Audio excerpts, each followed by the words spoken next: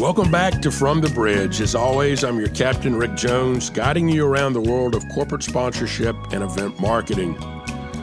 The coronavirus has opened the door to what I feel has been an underappreciated and undervalued asset, namely outdoor sports. That's right, hunting, fishing, boating, sailing, kayaking, camping, hiking, rock climbing. All are growing leaps and bounds as people desire to be back outside, enjoying each other, but having the ability to continue social distancing. So today's show is all about outdoor sports. My special guest angler is Hal Schaefer of the Outdoor Channel's program Drop Zone, and we'll have another trip to the soapbox and yet another fun place to eat on the road with Rick. So let's head back out to deep water and get started. April saw most of us at home, but also a huge increase in the sales of tents. And these were mostly for backyard campouts. Mom got tired of the kids and said, let's put them in the backyard, let them have an outing. But we also saw a dramatic increase in both hunting and fishing licenses and a significant increase in interest in recreational vehicles. When being in a crowd can be dangerous to your health and the health of your family, you begin to explore alternative means of entertainment and travel. Plus, a RV is the traveling home you can actually clean yourself.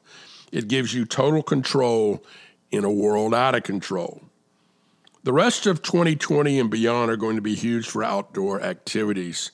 It's a very good time to be Bass Pro Shops or Cabela's. But once again, we are seeing that newly discovered bugaboo, namely that so many of our outdoor products are also being made in China. And we're rapidly running out of things like fishing lures and tents and camp stoves and other items made somewhere else but here.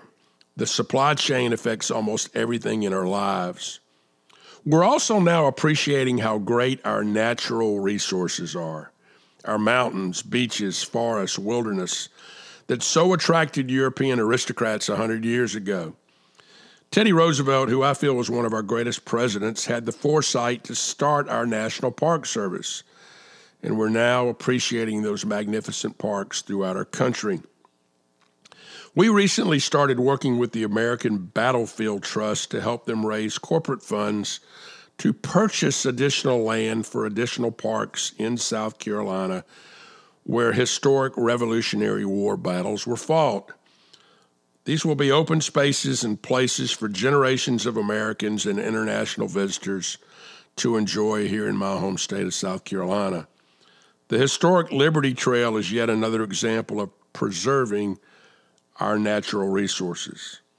I think this new Think Outdoors concept won't be going away anytime soon.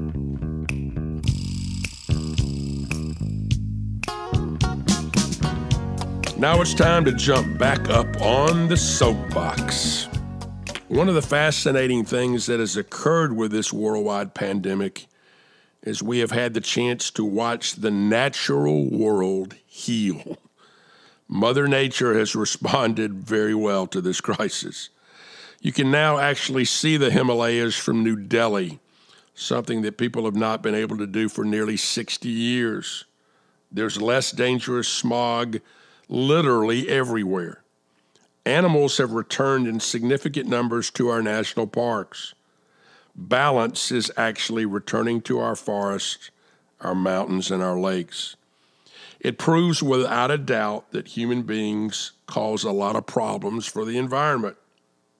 So you still doubt global warming? Okay, go ahead and remain a moron. For the rest of us, the question is, what will we do now with this realization that our actions can actually create results even when we're forced to change our behavior? Because to solve all of our problems, we have to change our behaviors. And that's the clear and clean view from the soapbox today.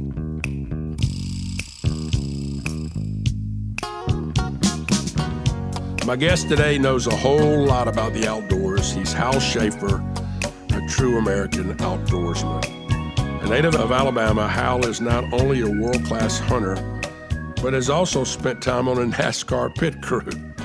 We're going to have some fun today with a true American original. Let's welcome Hal to the bridge. Hey, Hal, glad to have you with us today. Man, it is awesome to be here with Rick Jones himself. Man, it's a beautiful morning. Thunderstorms come through last night. I slept like a baby. I love a good thunderstorm. Oh, that's great. Listen, before we get started about what you're doing now, I want everybody to understand about your background. I told everybody you're an Alabama boy. You started hunting and fishing at an early age, and now you've been able to take what was a passion and a hobby, and you made a career out of it. So how did it all come about? You know, Rick, it is kind of a unique story. I worked in some real stressful jobs early on. I actually started in the car business for a long time. That's where I settled.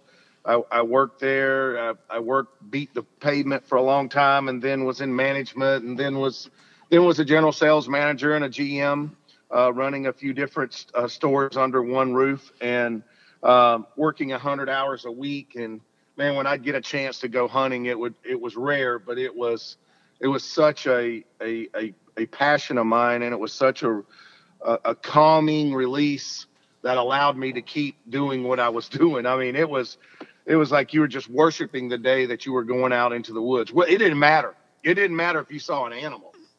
Just to get out, get away, have those cleansing thoughts, watch the good Lord wake the world up and in the morning, and just observe things that the normal person don't get to observe. It's really gratifying in that aspect.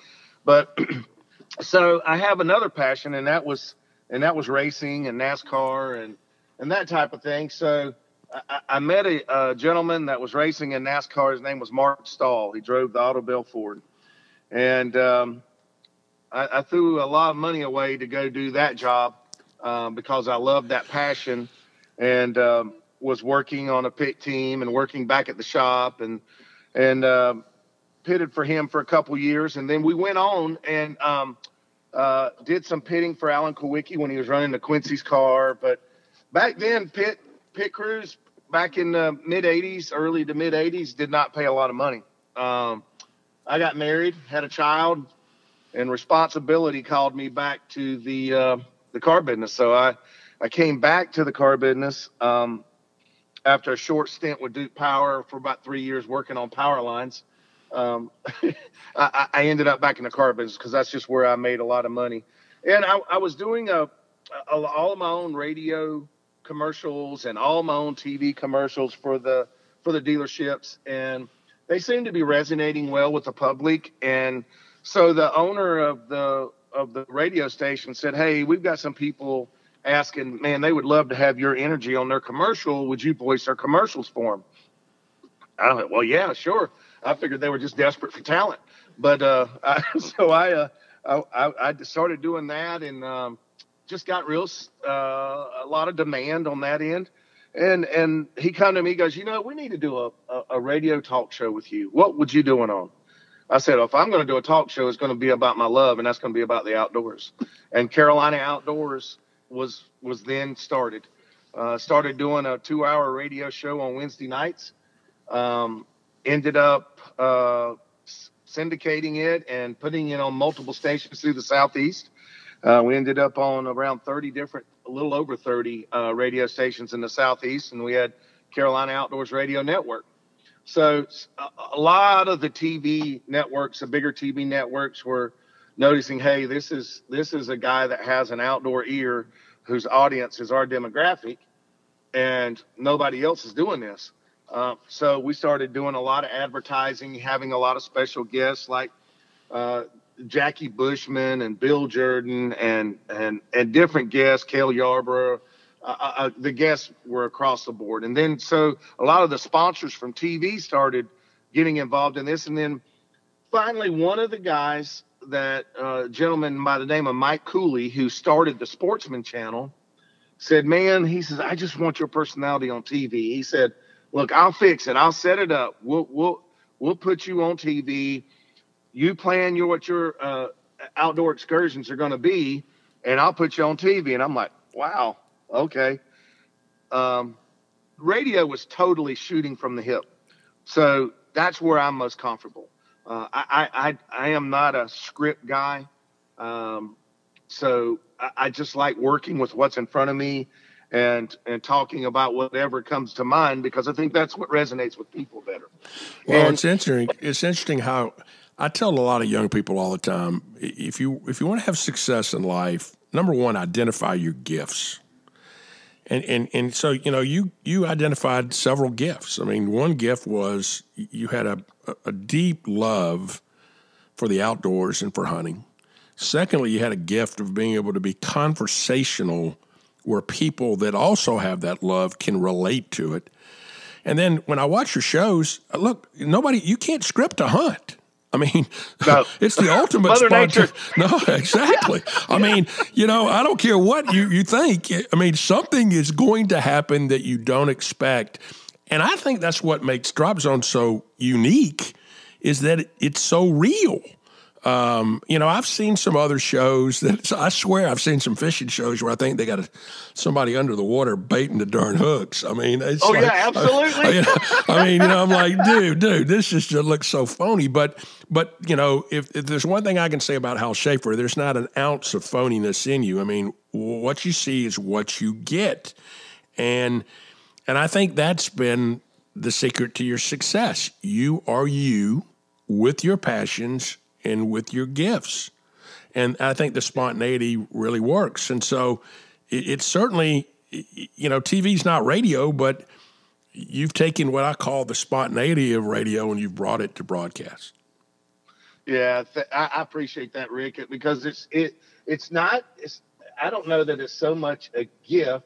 I think I got very fortunate of being around some really good people who put me in good situations to allow me to excel. Well, and I think people have extracted your gifts. I'll challenge that. I think you do have great gifts, and I think the key to other human beings is looking at others and saying, how do I make their gifts better? They're God. Yeah. I think they're God-given. I really do. I mean, I'm a man of faith, and I really do believe God gives us certain gifts, and then, great leaders try to help people make their gifts better. And clearly your career at that point really, really began to take off. Right. And you talking about God-given gifts, we all need to realize that when you're sitting there and you're struggling to find where you're going in life, especially career-wise, you got to remember God gave you those gifts for a reason, because he wanted you to use them. If you don't use them, he'll let them go away. So when you're sitting there struggling in the middle of your trying to kind of, just struggling and floundering around and you don't know a real direction, go back, do a gut check and say, what are my gifts? People will tell you your whole life what your gifts are. You just have to have your ears open and listen. So if you're struggling in life right now and you're looking to find a direction, go back and figure out what your gifts are and then steer the boat in that direction. But Rick, I go back to that, well, Mike Cooley said, hey, well, we need to start filming your shows in 2 months. And I'm like, gave you a lot of time. Yeah, I was like, then it was like reality, because my mom told me I had a face for radio, and I was going exactly against what she said. So a buddy of mine that was doing the saltwater fishing report on Carolina Outdoors Radio Network called me and said, hey, he goes, do you have a first guest for your first show you're going to film, and what are you going to film? I said, I have no idea, Mike. I have no idea. And he goes, well, let me help you out. He goes, Dan Marino listens to your radio show when he's in town, and he loves it. And I told him you were going to TV, so he wants you to film a show with him and his 2 boys down here shark fishing off the coast of Charleston. I said, all right, done deal. I said, when? He said, he'll be here tomorrow.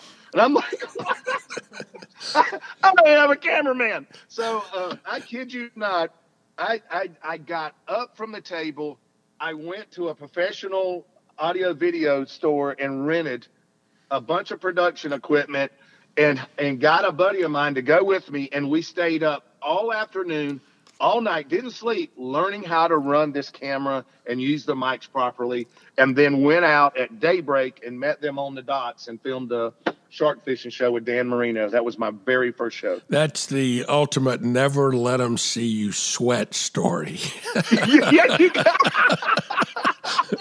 well, luckily it was 90 plus degrees and we all were sweating. So it was, it was a group deal. But That's so you're right. cool. That is so cool. Hey, I want to shift gears just slightly because I think what you do right now is so important. I do this thing called the soapbox that I did earlier today, where I talk about the fact that the outdoors are so critical to us, and we've literally watched the world now what I call heal. We had the mildest spring. We had a real spring in Charleston, South Carolina. I think it was environmentally driven. And I'm watching the woods heal. I'm watching, big game come back to national parks. I'm watching smog go away. I'm watching things grow in my yard, maybe that haven't grown in the past. The outdoors are so essential to us. Talk a little bit about that and your love for the outdoors.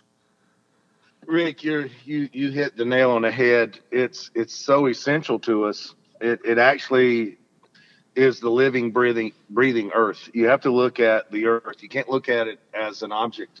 You have to look at it as a living, breathing, giant organism to us. Now, it's minute in the universe, but it's giant to us. And the things we do to it and the way we manage it and take care of it and groom it and clean it is all totally related to what we get from its production of life. And so when all this came down with the COVID-19, I mean, it is absolutely devastating. Hundreds of thousands of people have died, and there's never a good picture for that. Now, that's just something that has happened. We can't change that.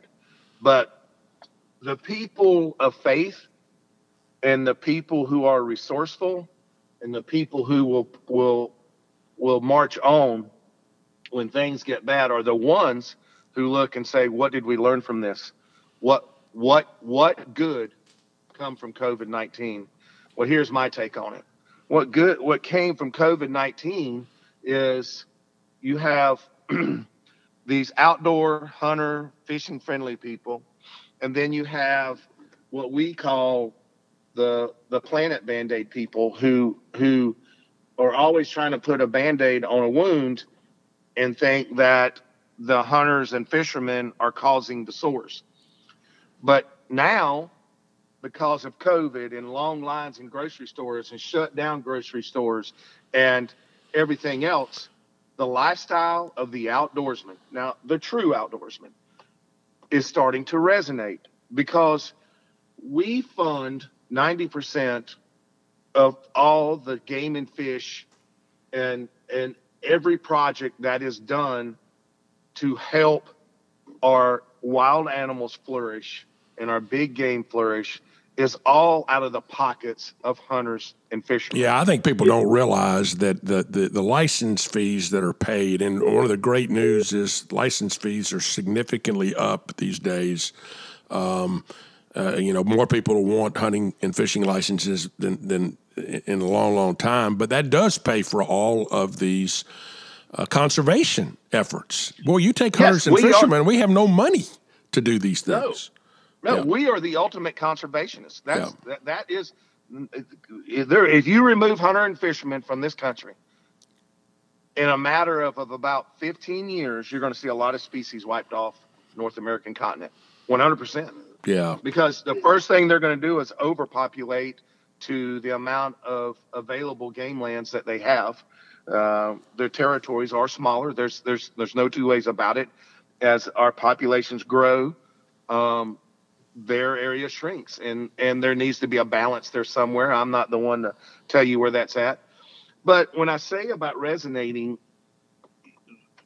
you have everything starting to look, and where it all started is when people couldn't put food on their table and they couldn't buy meat.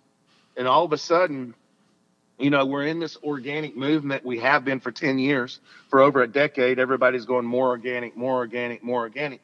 There is no more organic food than to go harvest your own food for your own table. And And people now are seeing that, because I'm going to be honest with you. I didn't go wait in a line at a grocery store, not to buy meat.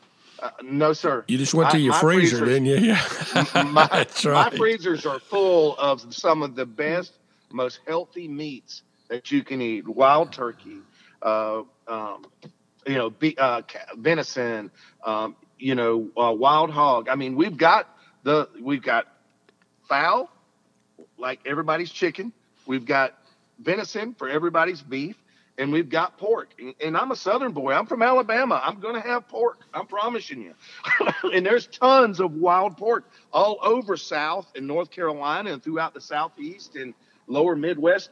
There's wild hogs everywhere you go, and they're nuisance animals. And if they're not, curtailed in their growth, they can absolutely ruin an area. So there's people had to stop and look, and they were seeing how the outdoorsmen were not going hungry, and they were taking care of their friends. And what really happened is, when I go and give meat to somebody that didn't have it, or like a lot of my brothers did, they provided food for their families and their friends and stuff like that when they couldn't get it to the grocery store. And all of a sudden, that little bell's going off in their head. And if you check that, the over 3 million new hunters and licensed since COVID, 3 million over last year across the country. That's amazing, because we often want to look through judgmental glasses. That's what I guess the best way of thing, because we've heard something was a certain way our whole life, but yet we never took time to investigate it because we never had to. Well, now you have to. Exactly. I tell people all the time, the white-tailed deer population in America, there are more deer in America than there were when Christopher Columbus discovered America, because we've killed off all of their natural predators. I've said, unfortunately, the only predator I know for a white-tailed deer is your automobile right now, and that never ends up being a good thing. And so, the balance in nature means you can't have one species dominate another species. You have to have balance, and hunting and fishing to a certain degree does that too. I'm a fisherman. I mean, I love to fish. I live on a tidal river, and I'm more concerned about marsh ecosystem and pollution in the seas and plastic in the seas than anybody else.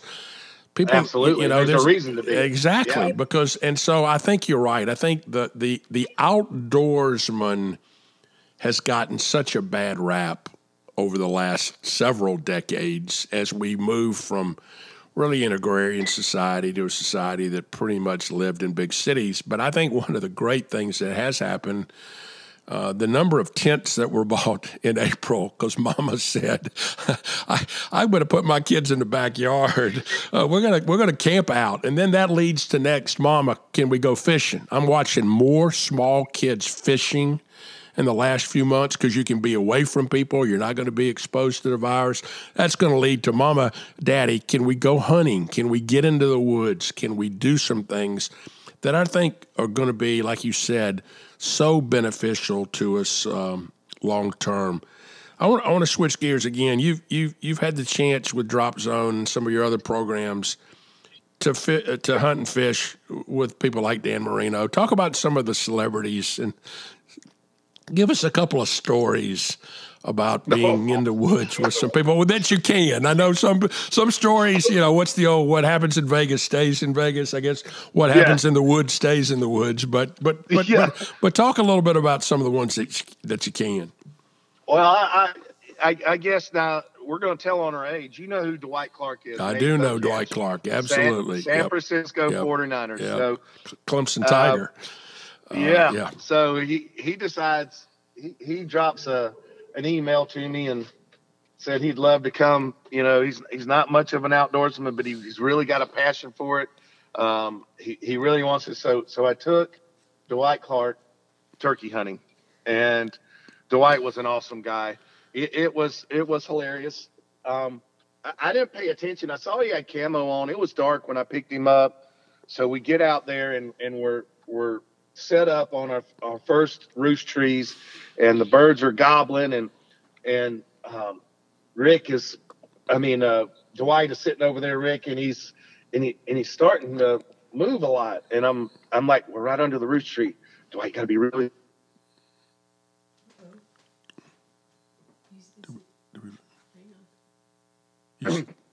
All of a sudden, he gets up and he's beating off his shoes and everything. I look at, he's got loafers on.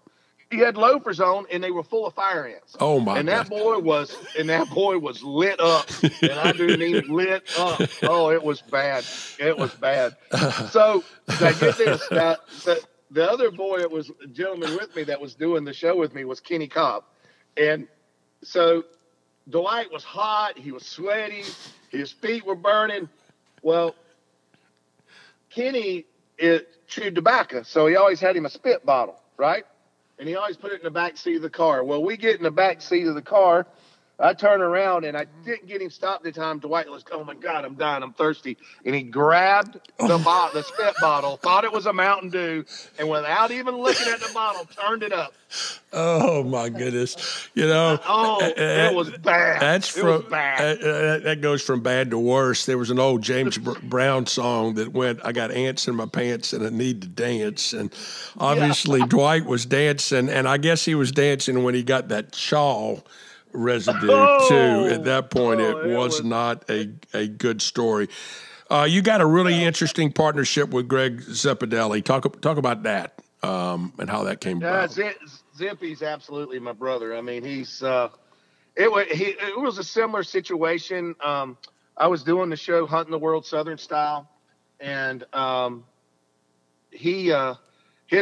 of his engineers was a friend of one of our production guys. And they said that Zip saw the show and, man, would love to go hunting and stuff like that. So I took Zip to Kentucky, and we did a hunt together. We spent 3 days in a stand together and became really good friends.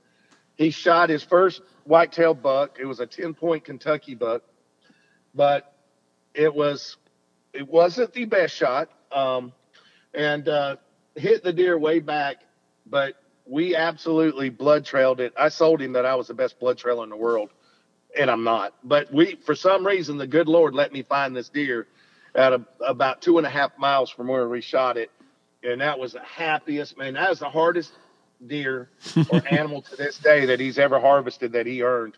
And, I mean, Zippy's one of those guys. He is success-driven. He's made a lot of great things happen for me, and then through him, met Tony Stewart, and he's just another brother of ours now. And we've all had hunting adventures together and everything else. I mean, it's been a blast. The NASCAR community is full of outdoorsmen. Our demographics cross over really well. So it's a blast. I mean, going to the track and, you know, being there amongst all your buddies and then getting to take them out to the woods and seeing every side of their life. It's really awesome to see how their competitive nature spins over into their outdoors. It's just who they are. Well, we've started an outdoor division with our mutual pal, Chris Velarde, and you know, Chris convinced me that, you know, the college football fan, the country music fan, was the outdoor fan. There was such commonality between, and I've got so many coaching friends that love to hunt and fish, and heck, every country music artist I know can't wait to get in the woods. And so we feel there's a real growth opportunity in outdoor sports to bring more corporate sponsors to programs like Drop Zone and other programs at the Outdoor Channel and other things, but more importantly, to start changing people's perspective and understand that the connectivity to this very, very small planet that we live on is going to depend on us understanding that the outdoorsman really adds value and brings clarity to protecting the environment, to protecting our lakes, our woods, our mountains, our wild places. And I think that's such a critical thing. And I think what you're doing really, you know, cements that. Well, Rick, you got to look at this. It's a lot of these people, these environmentalists and everybody else, they're on the outside looking in. They truly have no idea. So you do like me and many of my peers have done in this industry. I went and spent 17 days out in the bush in Alaska, got flown in, dropped off by a plane, and then on horseback another 20 miles further in, until you wake up every morning in a tent, just like I just did last week in Idaho, and walk through the mountains or walk through these creeks and see every kind of animal you could possibly see, and understanding when you're out in there, you understand how that ecosystem works, how this animal depends on this animal, how that, I mean, like there's rodents that depend on moose poop because of the moss and lichens and stuff that it causes to grow, and bears depend on, you know, on moose calves and stuff like that. And I mean, it's amazing when you get out there and you get around it and you see the connectivity of it. It's unbelievable how all this happens, and there's no way you can tell us how to fix it or how to protect it unless you get out there like the outdoorsman and your true outdoorsmen do. And you know, I'll say this: it only takes one bad apple to make the whole basket look bad. And there are some people who go out in the outdoors for the wrong reasons. And just like there's people that go into Wall Street for the wrong reasons and everything else, but we don't think all stock marketers or stock market employees are bad or whatever. We are all human. We're all people. And there's always going to be people who make mistakes or are led down a wrong path. But you can't judge the whole lot by one or two people. If you talk to any conservation at any conservation employee at any state, no matter what they call themselves, whether you call them a game warden, fish and game, whatever you want to call them, they all know 100% that the hunter is the key to the survival of the ecosystem in the North America. And with that said as well, hunters need to realize that these conservation officers are there for us, not against us. And just like that, conservation officers can get a bad name. When they pull up in my camp, I'm happy. I stop what I'm doing, shake their hand, thank them, and want to sit there and learn something from them, because them, like us, are out here in it every day of our life. And it's all perception, and we need to take judgmental glasses off in all facets of our life, not just in the outdoors, people, not just in race, creed, or anything else. You need to take it off across the board, because judgment's what's caused the problems and that we have in this country. And to me, it's the greatest country in the world still to this day, with all our faults. There's no reason why this country cannot unite and make the world and be the example for the rest of the world. Well, I think we're going to get back together in the outdoors more than ever, and I think that bodes well for all of us. I think it bodes well for our planet. And you've been a great brand ambassador and have been preaching that gospel for a long, long time. So I can't thank you enough today for sharing your time and your stories with us from the bridge.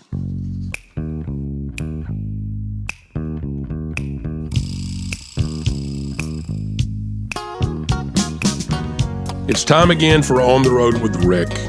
We've talked a lot today about hunting and exotic game. Well, there's a great place to enjoy these delicacies without heading to the woods. It's the Buckhorn Exchange in the Lincoln Park neighborhood of Denver, Colorado. Since 1893, they've been serving some of the finest steaks in the country, along with that wonderful specialty known as Rocky Mountain oysters. Those are lamb testicles for the rest of you out there. But they also serve some terrific game dishes like elk, bison, yak, quail, and even ostrich. This is a special place with a special menu and a special atmosphere. you should plan to head to the Buckhorn the next time you're in Denver. Well, it's time to head back to shore and get some work done. We'll see you next week from the bridge.